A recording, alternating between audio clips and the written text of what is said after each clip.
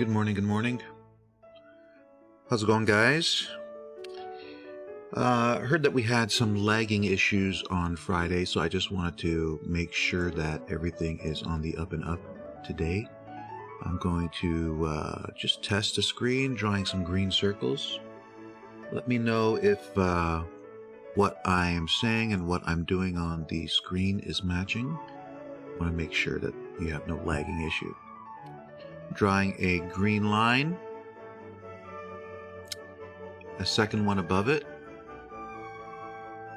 and a third one above it. If you could just leave me a message here on anywhere actually, but I'm observing the YouTube. Yep, no lagging issue. Good man. Thank you, sir. So good morning. Welcome.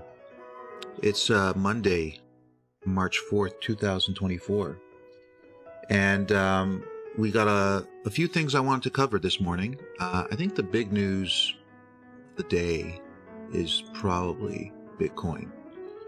Bitcoin topping about 65,000. We saw a big rally in price for sure. And this rally, I think, is really all fueled by the release of the ETFs that we saw just recently. The ETFs came out, big investors are investing, and now we're seeing a big push up in price. So it's quite interesting. It's bringing on a new dynamic, that's for sure, with price. So we're going to take a look at that to start off. I think that is an interesting chart, to say the least. A big push up. We know that currently we have price inside of a massive supply area. I told you be careful, because when price is sitting in supply, it's not the ideal time to be buying something when price is inside supply, because we don't know whether or not the banks are going to use that supply to fill in orders and drop price, or if they have plans to remove that area. So the best thing to do is just not to trade when price is inside of a supply area. And so when you look at the monthly chart, you can clearly see that I have a supply area here drawn, and price is sitting right inside of it. So for me to be really excited about the movement of Bitcoin, I'd want that area to be removed first. Okay. So that's what I'm watching. We had supply here on the lower time frame that is nested inside that area of supply. It came, and now it's being broken through. So now we focus on a higher time frame, which is daily chart. And we have a supply zone there too. The top of that supply is 66.34, so it's still holding, meaning we can still see a drop in price, right? If this area gets taken out and creates new areas of buying, then that would be a good area to get in. So if it comes here, creates demand and retraces, that would be a good area to enter into Bitcoin. But as long as supply is in play, my opinion is I'd prefer to just kind of stay out of that, okay? Take a look at this one, MicroStrategy. So we know Michael Saylor has been buying up Bitcoin like a madman for quite some time, all right? Let's just go to the chart work here. So I was looking at the chart work here, and you can see on the 6-month chart that there was a significant area of demand down here. And this is why we drew this demand area down here. The demand zone was between 90 and 165. At the time, I drew this arrow with the expectation of price rallying up, and this is exactly what took place. So if you look at the chart, here's the stock, right? We could follow along. Stock went up massively, down, did nothing. Okay. Then in this area was significant buying. All right, between $90 and $165. It shot up, price retraced exactly to the same spot, $165 and below, and now in the last year and a half, we've had price go from 165 to 1,079, and in pre-market opening up to 1182, which is quite amazing. So this one's going to really follow the path of Bitcoin, because he's pretty much invested billions of dollars in Bitcoin. I think there's an article here that the position's up. Crypto stake hits 11 billion. So his total exposure holdings are now worth 11 billion. Yeah. So so the stock is going to follow suit with that. Bitcoin drops, this drops, all right? But when tracking this stock to see whether or not it's got potential to continue higher, what I'm seeing is short-term buying taking place here, right here. All right. This is short-term buying here in this area, the $600 area. And that takes us down to about right down here. So this is definitely an area that will find support when price gets back to it, okay? And you can see price rallied, removed some supply, dropped back down, short-term buying taking place from there. Now, a little bit longer-term buying, medium-term buying, right here. This is the area that I'd be interested in watching, the $700 area. So if price settles down, which it eventually will, settles down and retraces to this area, this would be an interesting area to watch for, okay? A very, very interesting area to watch for, to buy this stock, okay? So if Bitcoin removes that supply area that we've been talking about and we've been looking at, then there's really no stopping price from heading even higher. So I would be watching MicroStrategy stock for a pullback into an area like that. Okay. On the monthly chart, I'm not seeing anything interesting. So it's the weekly chart that I would be watching for, and it's actually worth putting an alert there. So I'll put an alert here. Add an alert. Once per bar, weekly key zone approaching. And I'll leave it like that. Okay. And that's it.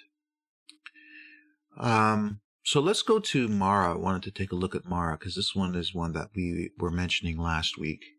And you could see, and I had mentioned this, that massive supply came into play. All right.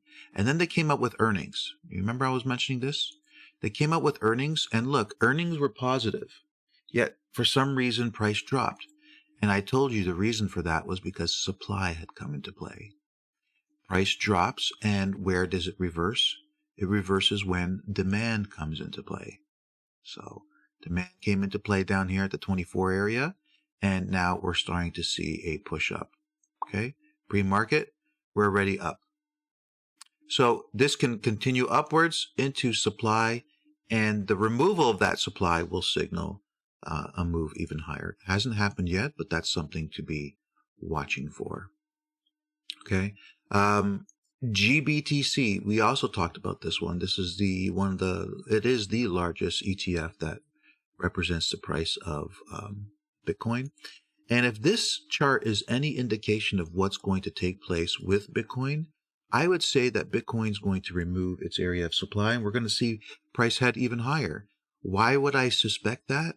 Well, because the supply zone here on this chart has been taken out. That is why. Okay? And significant buying is taking place from here. So if we get price to consolidate and reverse, very good likelihood we see a move up from there. So I'm watching that because I was watching this last week and I saw how price was removing this area of supply, and it got me thinking about how this might be a good representation of what's likely to come with Bitcoin. Okay, let's go to MSCI. We've been talking about this one as well. And what we recently saw was a big rally up in price. Okay, and we had this area of supply that was created. Price dropped, hit the supply, came down, came back up to test it. Look where price is now. Okay, this is important because when you know where the areas of supply are, and you know that if price trades through the area of supply, it will pretty much open up the gateway for price to continue higher. When you see price in pre-market above those areas, what will typically happen is if price opens above a supply, it'll use that supply as support. And we'll start to see a move to the upside from that area. Okay, so I'm just giving you a heads up on what I'm seeing here.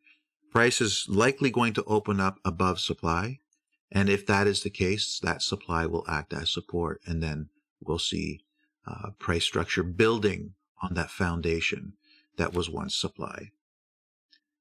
All right, so just keep an eye on that. GME, I wanted to point this one out. This was one of those meme stocks that rallied up quite aggressively. Okay, GameStop went from $4 to as high as 120 or so. Now, a lot of people ask me, these meme stocks, do they respond to supply and demand just like everything else in the market?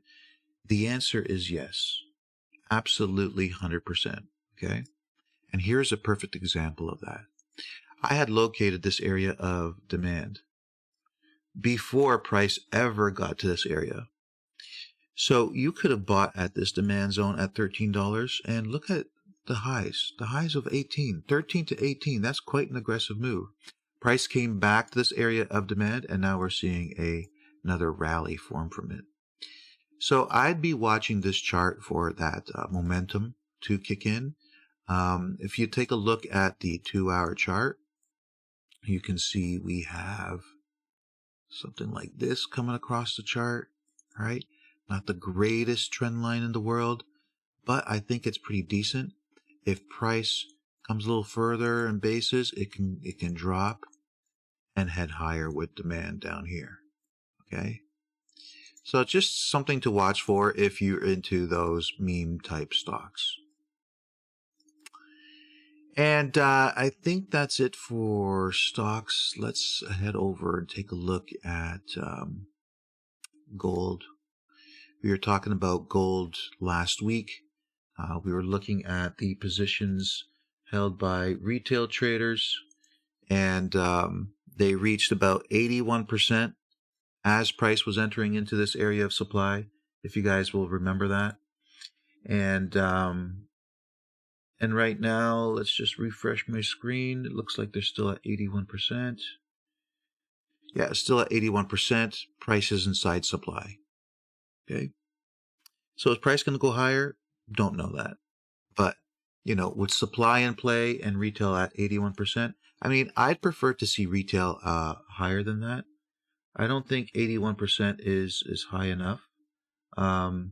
Positions, you know, 43,000 positions, 81%, that's pretty big. So it might be enough to fuel a move to the downside.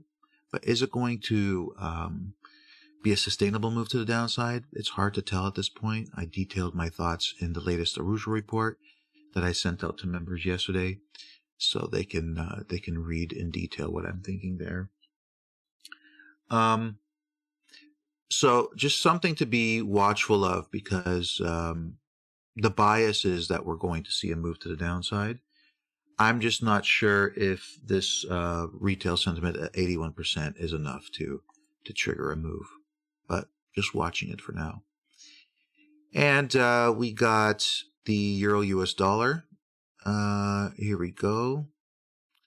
And the last I checked, retail sentiment was at 51%. So they greatly reduced their sentiment. Okay, and this was March. This was on Friday. But having a look at it now, it's back up to 70. Okay, right here, back up to 70. So I'm going to mark my chart with that because I want to pay attention to this here. Okay, retail are at 70% at this moment, and that's with 55,000 positions. Okay, so you can see all throughout this period, we've had them become aggressive, and then they became less aggressive. And then they became aggressive, and then once again less aggressive. And now they're becoming aggressive again. And all throughout this point, all we've been getting is this ranging in price. Now this week we have some data coming out on Thursday. We have the rate decision coming out on, I believe it's Thursday. Yeah, on Thursday. So I think this could be something that's going to help fuel a move in these markets. I don't think there's going to be any type of increase, but, you know, we don't know. I think the reaction to it is something to be watching for. All right, so I'll be paying attention to that. Now, in terms of the CFTC data, I was looking at it last week, and as you know, we always like to look at the column that represents the change, because this column basically tells us what's the significant change that took place over the last week in terms of the positions held by the institutions. So I like to look at a snapshot of the change of positions. And the ones that stick out for me, obviously, are bonds. Right down here. Massive bullishness in bonds. Okay, and I posted that over the weekend. Some of my thoughts on that. If you haven't looked, go through my feed and take a look at what I wrote there, because I think bonds are about to explode massively. The other one I see is oil. Some bullishness coming into oil. And all the other numbers are somewhat weaker. Okay, we see some little bit of negative territory here on the euro, -4. Nothing really impressive. But US dollar, Japanese yen, okay, plus 18,000. So some decent numbers there. Now, if I go to the euro US dollar, we can see the numbers here. And so we've been watching this one to see whether or not shorts are going to be increasing. And we can see that they started to increase those positions, 111, 140, 158,000. That's super aggressive, 158,000, very aggressive. But then what have they done over the last couple of weeks? 145, 142. But putting things into perspective, we did receive a rally up in price from that demand. So is that a reflection of closing shorts from the drop down? I believe so. All right. So it's still early to be focusing on the CFTC data and having it give us a direct signal as to what's going to happen in the markets, because they're in the process of taking profits. Shorts is the position that I'm watching for. But if they're taking profits because price is reacting from a demand zone, you have to put things into context. You can't look at these numbers and say, oh, I thought they were going to go short, but I guess I'm wrong because now they're offloading their shorts. It's too early to be thinking stuff like that. If we look at longs, back in December, they were 235s. Now they're in the low 200s. Okay, that's pretty good. And that's as price was declining like this.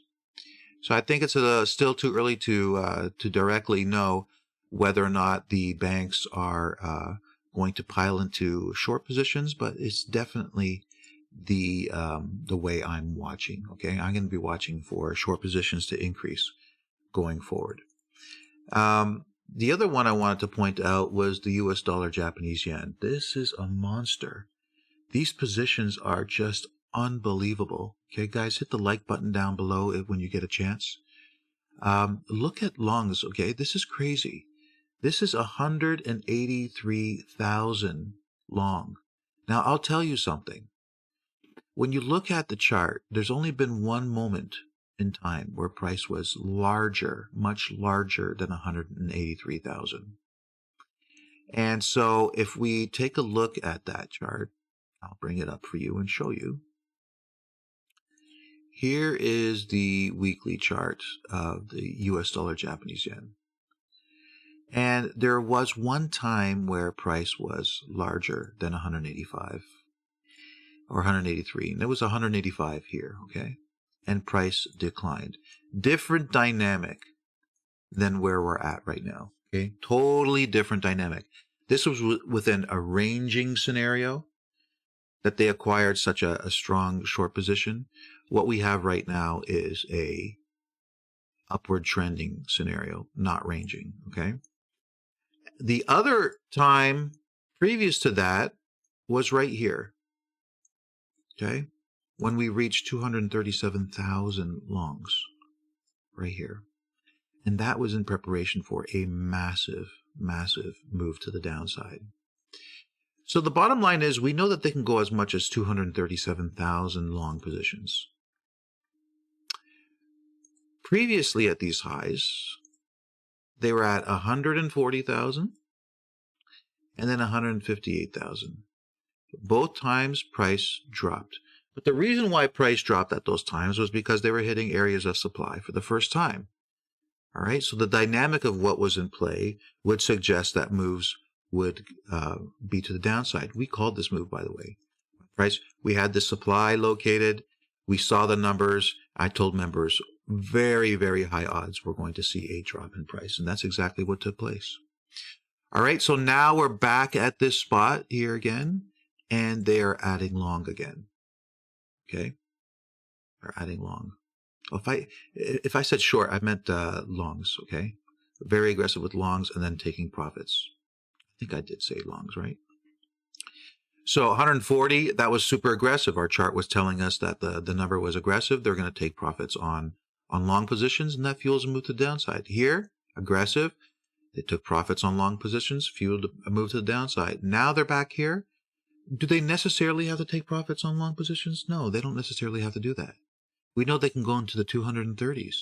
So I think there's a good chance that they might start piling in with more positions, and then we'll see an aggressive move to the upside. That's just some thoughts that I have, okay? Don't know that 100%, but the supply and demand dynamics and the positions are kind of leaning towards that. So I'm definitely going to be paying attention to that, all right, going forward. All right, ladies and gents, so that's it. I hope your experience today was good. I hope you didn't have any lagging or any craziness like that. I appreciate you joining me this morning. That's all I'm going to leave you with. In about 40 minutes, I have a level 2 class that I'm going to do with students. And as always, if you want to learn more about what we do at the school, you can come to whiteoakfx.com.